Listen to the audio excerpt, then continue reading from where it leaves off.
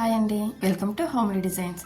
ఈరోజు ఇంట్లోనే చాలా సింపుల్గా టేస్టీగా చపాతీ చోలే కర్రీ ఎలా తయారు చేయాలో చూపిస్తాను. ఒక చిన్న ఉల్లిపాయని సన్నగా తరగాలి. కరివేపాకు, శనగపప్పు, ధనియాలు, ఎండు కొబ్బరి, కొంచెం బియ్యం, లవంగాలు, అనాస పువ్వు, జాపత్రి, దాల్చిన చెక్క ఇవన్నీ అయితే విడివిడిగా నూనె వేసుకొని వేపించుకోవాలండి. లాస్ట్లో మరలా పచ్చివి 2 పచ్చిమిర్చి, జీలకర్ర, అల్లం, వెల్లుల్లిపాయ ఇవైతే పచ్చిగా ఉంచాలండి. ఇవన్నీ వేసుకొని కొంచెం కొత్తిమీర కూడా వేయండి. వేసి మిక్సీ చేసుకోవాలి. ఈ కొలత అంటే ఏముండదండి, మీరు అన్నీ ఉజ్జాయింపుగానే వేసుకోండి. ఇప్పుడు ఉల్లిపాయన అయితే వేయాల్సి ఉంటుందండి. ఇది మిక్సీ అయితే చేసుకొని పక్కన పెట్టేసుకోండి. ఇప్పుడు శనగలు తీసుకుందాం అండి. పెద్ద శనగలు నేను ఒక చిన్న గ్లాస్ అయితే తీసుకున్నాను. అవి నైట్ అంతా నానబెట్టేసాను. ఇప్పుడు విజిల్ రానివ్వాలండి. కొంచెం సాల్ట్ వేసి కొంచెం వాటర్ వేసి విజిల్ అయితే పెట్టేసుకోండి. ఇంచుమించుగా మనకి ఒక 10 విజిల్స్ అయితే రానివ్వండి. బాగా మెత్తగా ఉడికితేనే బాగుంటుంది. ఓకేనండి, ఇలా ఒకసారి చూసుకోండి మెత్తగా ఉందా లేదా అని. ఒక ప్లేట్లోకి మిక్సీ చేసుకుని ఉంచుకున్న పేస్ట్ ఉంది కదండి, ఆ పేస్టు, కొంచెం కారం, జీలకర్ర, కరివేపాకు, ఎండుమిర్చి ఇవన్నీ అయితే తీసుకుని పక్కన పెట్టేసుకోండి.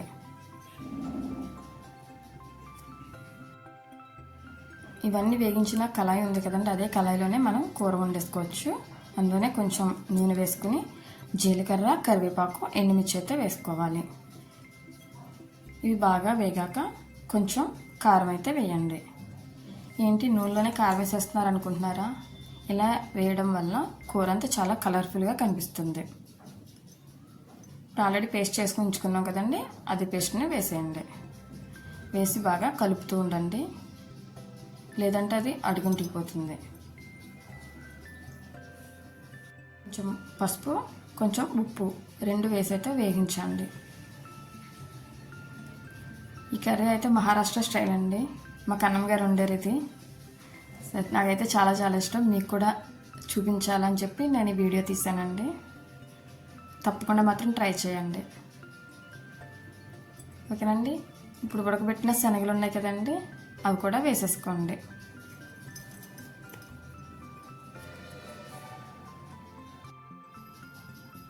హెల్త్కి అయితే చాలా చాలా మంచిదండి పెద్ద శనగలు. పిల్లలేంటి పెద్దలేంటి ఎవరైనా తినచ్చు. ఓకేనండి, బాగా వేగాకనే ఇప్పుడు వాటర్ వేసుకోండి.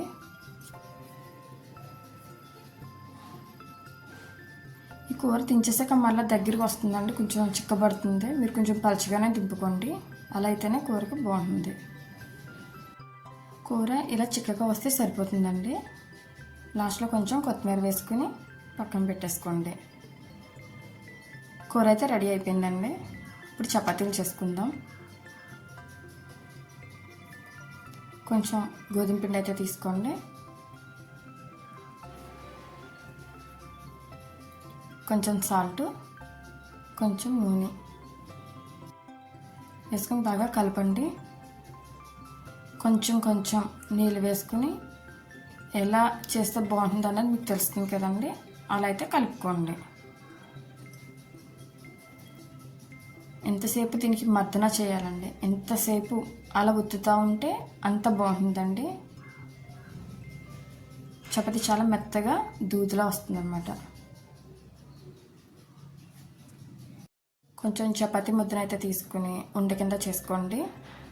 ఇలా చపాతీ కింద చేసుకుని కొంచెం నూనె కానీ నెయ్యి కానీ ఏదైనా వేయచ్చు. అలా మడతల కింద అయితే వేసేసుకోండి. చపాతీకి బెస్ట్ కాంబో చోలే కర్రీ అండి.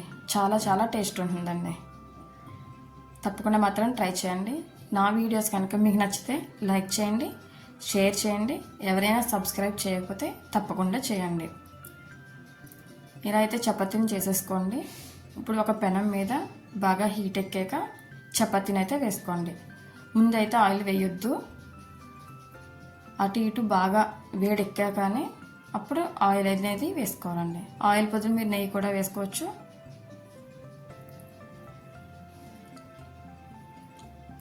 చూసారండి ఎలా పొంగుతుందో. చపాతీ అయితే రెడీ అయిపోయిందండి. పిల్లలకి మాత్రం చేసి పెట్టండి.